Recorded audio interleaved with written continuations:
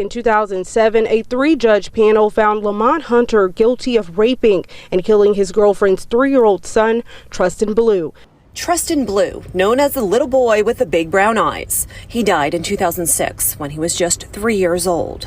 38-year-old Lamont Hunter never turned around in court today. During the trial, the judges said evidence showed Trustin Blue had been raped, shaken, and beat to death. The evidence will show there was a series of physical and sexual abuse of Trustin Blue, always while Lamont Hunter was alone and in his care, culminating in the rape and murder of Trustin Blue on 1/19 of 2006. Hunter's defense argued that Hunter was babysitting his girlfriend's child when the toddler fell down a flight of stairs. And the injuries to the boy's rectum were likely caused by hospital staff trying to take the toddler's temperature. In an interview with detectives, Hunter proclaimed his innocence. What happened is simply an accident. Okay, simply an accident. Despite that assertion, Hunter was found guilty a year later. Trustin's mother's boyfriend at the time, Lamont Hunter, was charged with murder and rape. He needs to suffer the same way Trustin did and let his conscience eat away at him. Hunter was convicted, and when sentenced to death, the courtroom erupted into cheers of amen. Hunter said he was doing laundry in the basement of the house in Carthage he shared with Trustin's mother and 4 children, when Trustin tumbled down the stairs and landed on the concrete floor. Trustin was ultimately declared brain dead. Among Trustin's injuries were bleeding in his brain, retinal hemorrhages, and acute brain swelling. The child also had a dislocated disc in his neck. Prosecutors have previously said they believe Hunter slammed Trustin against a hard object or struck him with something leading to his injuries and death. After spending over 15 years on death row, Hunter had his convictions overturned due to a sudden change of opinion from a deputy coroner, Dr. Gretel Stevens, in 2021.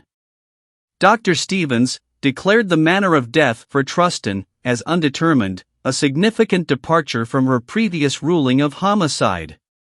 What prompted this change? It was the discovery of previously unseen records, including Trustin's medical treatment records and photographs of the basement stairs in Trustin's home. These newfound pieces of evidence compelled Dr. Stevens to reassess the case, leading to the prosecutor's decision to vacate Hunter's convictions. Been labeled a monster and a child killer, and now a Carthage man convicted of murdering a 3-year-old boy 17 years ago could be getting a new trial. And get this, prosecutors are not opposed to giving this death row inmate a second shot. the deputy coroner changed her ruling from homicide to an undetermined death, and that could lead to a new trial for Lamont Hunter. He is just grateful that somebody's finally listening. New evidence includes a photo of the stairwell that shows an angular ledge. When the assistant coroner saw it, said, "Oh my, the injuries I identified on the young child could easily have been incurred by falling and hitting that ledge." That was Hunter's story from the beginning. If we had all of the other information, we would probably have put that the manner of death was either accidental or could not be determined. And the other thing is that the evidence of medical intervention was not clear to her at the time. Prosecutors said the toddler was raped with a sharp object, but Gerhard Stein says new evidence shows injuries could have been accidentally caused by hospital staff trying to take Trustin's temperature. With this change in circumstance, the prosecutor's office understands that a new trial is appropriate. We remain confident in Hunter's conviction and welcome the opportunity to try him again, if we must. In a courtroom drama that unfolded in May 2023, prosecutors made a compelling plea to deny bond for Hunter, presenting a document signed by 5 out of 7 pathologists from the Hamilton County Coroner's Office. What made this document significant? Well, it confirmed their agreement with Dr. Gretel Stevens' initial ruling that Trustin's death was a homicide.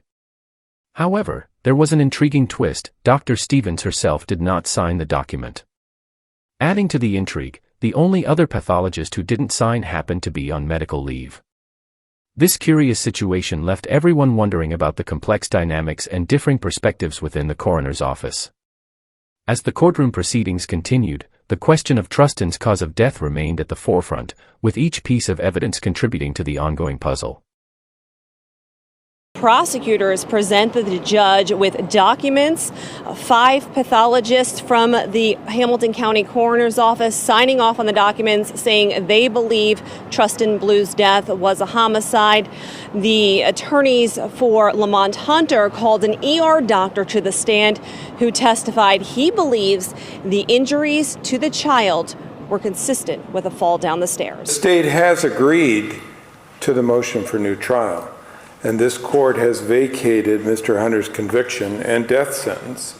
So after more than 16 years on death row, Mr. Hunter is now entitled to the presumption of innocence. The judge ended up siding with the state, at least temporarily. The prosecutor has actually asked for a continuance so that they can keep trying to discover enough evidence to keep holding him. In a surprising turn of events, Hamilton County Common Pleas Judge Jenkins set a bond for Lamont Hunter on June 14, 2023, despite the prosecution's request to deny it. The bond was set at $500,000, requiring Hunter to pay 10% of that amount to secure his release. Jenkins said prosecutors did not provide enough evidence to support denying bond for Hunter. Hunter was back in court today. His attorneys asking he be released on bond while he awaits a new trial. Prosecutors say he should be held without bond. You've got a healthy child left alone with a single caregiver, and then the child ends up dead. The cause of death is a homicide. The only person that could have done it is Lamont Hunter. First, we talk about the safety of the community and the prior record. We've dealt with this at the first bond hearing with a very minimal record in that, which involves basically no prior violence of Mr. Hunter. Mr. Hunter, prior to his incarceration, had been around children his entire life and has 6 of his own. Judge agreed. Prosecutors argued for a high bond. This is aggravated murder and rape of a child that I think a $2 million straight bond would be appropriate. The defense fought that also and said Hunter even has support from Trustin's mother. Attorney Marcus Sadati read a statement from her. We as a family have suffered tremendously, especially Lamont. My heart grieves for him and the 6 children that have been robbed of their dad for so many years. We can never get back the years we have lost, the damage that has been done. People's lives mattered, and we are the people. Our lives matter. Our kids' lives matter. 17 years of our lives have already been stolen. However, there were strict conditions attached to the bond. If Hunter manages to meet the financial requirement, he will be confined to his residence around the clock and monitored electronically. Additionally, he must report to authorities on a weekly basis. Hunter was granted a new trial, but is there a chance that he could be offered a plea deal? The prosecutors said they were in discussions of a plea deal. The discussions were he pleads guilty to manslaughter and endangering children. In a surprising twist, Lamont Hunter, now 54, altered the course of his legal battle by entering a guilty plea to charges of involuntary manslaughter and child endangering, which led to his release on June 15, 2023. The judge's bailiff says a late-night plea deal was reached between prosecutors and Hunter's defense.